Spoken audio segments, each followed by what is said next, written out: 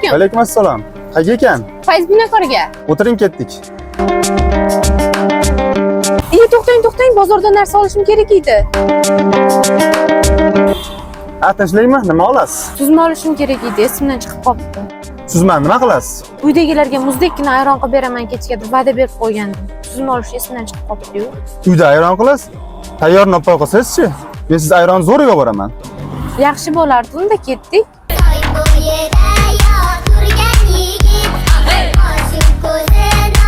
Yangi qo'rg'ondagi nomeradan ayron shu bo'ladi.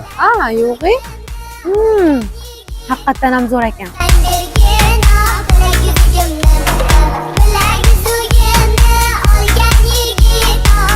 Bu yerda ayronlarning kosasi narxi 8 mingdan ekan. Xohlovchilar uchun o'rik sharbatdan bor ekan, kosasi 5 mingdan.